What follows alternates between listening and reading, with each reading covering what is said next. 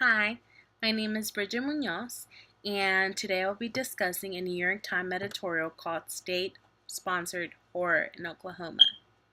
Before I begin, I would like to give you a few background facts to get you updated and on the topic. Up to this day, 32 out of 50 states approved the death penalty. And ever since 2009, there have been 3 states, which are New Mexico, Connecticut, and Maryland, who have tried to vote against it and stop it, but have resulted with nothing and have gained nothing. On April 29th of 2014, at 6:36 p.m. in McAlester, Oklahoma, Clayton Lockett was executed by a lethal injection. This lethal injection, which was created by 3 substances, did not work on Mr. Lockett. Mr. Lockett began to raise himself and humble a couple of words and began feeling pain. As soon as the official began to see that this procedure was not working how it should be, they called, the doctor, and it was then when they found out that one of the veins stopped and the rest of the substance did not go throughout his whole body. Therefore, this prosecution did not continue. And it wasn't until 7:06, 43 minutes later, when Mr. Lockett was dead, but not because of the lethal injection, but because of a heart attack. Today, I am writing a letter to the author of this editorial to explain and on why I believe that the death penalty is something we need in the U.S. Dear editorial author, first of all, and with all respect, I acknowledge your work, and I must say that there are a few points that I agree with you, but others I do not.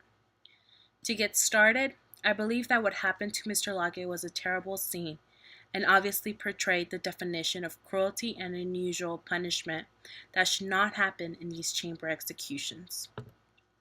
I agree with you as the author of this editorial. You describe the death penalty as a moral diminishment of the United States, when a man dies by his hasty hand of the government, wreaking pain. With this being said, there is an implication of morality because we as humans have the right to punish anyone for their acts, meaning it is only up to God to decide on what our punishment is, not up to us to decide on what other people's punishment should be. I understand, but I oppose to your argument because I strongly believe in the death penalty. I see the death penalty as a way to get justice from the criminal because they go through, or at least try to go through with what they did to another victim. Because they killed somebody and they're being killed.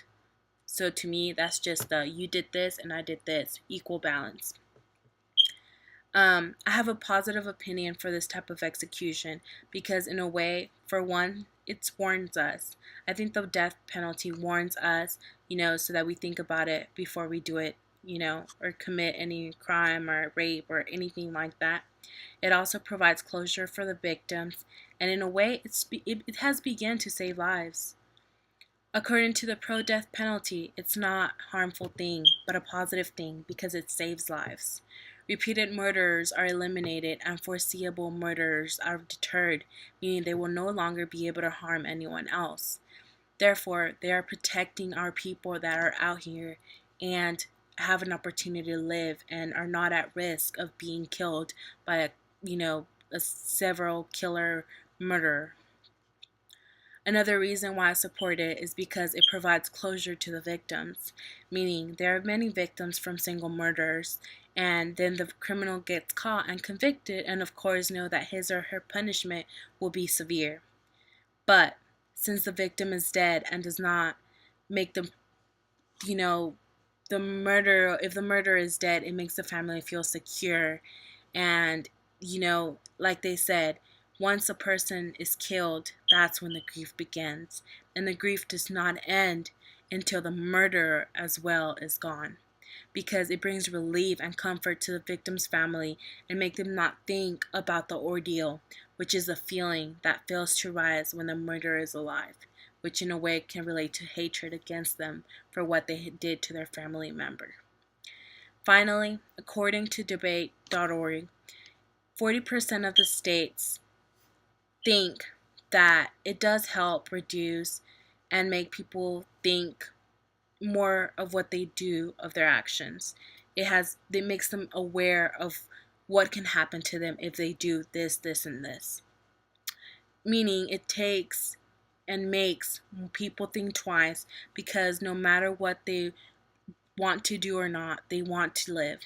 And whether they do good or wrong, they are scared that if they do something wrong, they will be either going to jail, and even, receiving mistreatment, the death penalty, or also can be killed in these prisons.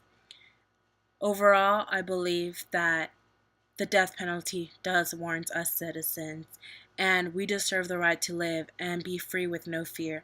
And if that includes to have the death penalty to feel secure, then I will continue to support it no matter what.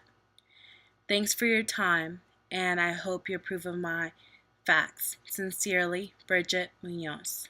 Thank you.